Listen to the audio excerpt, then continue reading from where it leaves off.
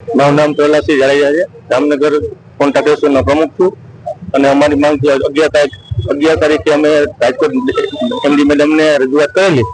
એમાં અમે છેલ્લા 15 દિવસ પહેલા અમને બોલાવ્યા હતા કે 15 દિવસમાં તમારો ભાવ નિરાકરણ આવશે. એમજીવીસીએલ સાથે કંપની જે અમારો ભાવ વધારો એને આપેલા છે 24-25 નો આપ્યો. અમને છેલ્લા 2022 નો માંગ અમે ચાલુ છે. હજુ સુધી અમે કોઈ જાતનો પ્રત્યુત્તર આપ્યો નથી.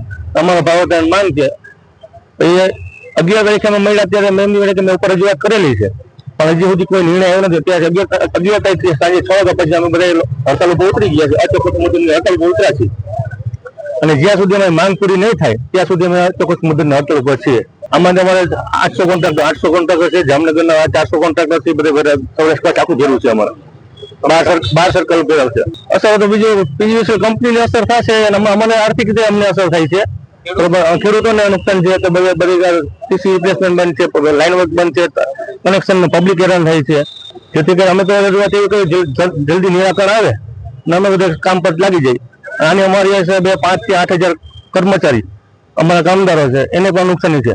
કોન્ટ્રાક્ટર એસોસિએશન કે જેમાં લાઇન કામ અને વ્હીકલના કોન્ટ્રાક્ટર અને ફેબ્રિકેશનના કોન્ટ્રાક્ટર છે, એમનું એક આવેદનપત્ર આજે એમણે સામૂહિક રીતે અહીંયા રજૂ કર્યું છે.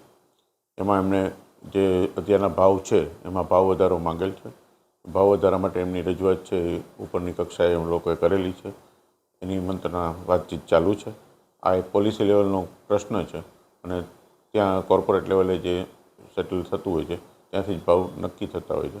એટલે ત્યાં એની રજૂઆત હતી, એને અનુસંધાને એ લોકોએ આજે અમને બી આવેદન આપેલ છે કે અમે આ ભાવ વધારા માટે રજૂઆત કરીએ છીએ અને એના માટે અમે આવેદનપત્ર આજે આપ્યું છે. કામ બંધ છે એને કારણે જે નવા કામો છે એના ઉપર ચોક્કસ અસર પડશે. વ્હીકલના કોન્ટ્રાક્ટર્સ છે એમાં થોડી અસર પડશે, પરંતુ અમે એવી વ્યવસ્થા રાખી છે કે અમારા લાઇન સ્ટાફ છે કે અમારો સ્ટાફ છે એ પોતાના વ્હીકલથી અથવા બીજા જે ઓલ્ટરનેટ અરેન્જમેન્ટ થઈ શકતી હોય તેવા બીજા બહારના વ્હીકલ છે જે મળતા હોય એ લઈ અને પ્રજાને તકલીફ ના પડે એ પ્રમાણેનું કામગીરી પાવર સપ્લાયની અને બીજી બધી કામગીરી છે જેટલી શક્ય હોય એટલી ચાલુ રાખશું. સાંજ સમાચાર ફેસબુક પેજને લાઇક કરો, વિડીયો શેર કરો અને વધુ વિગતવાર સમાચાર માટે સાંજ સમાચાર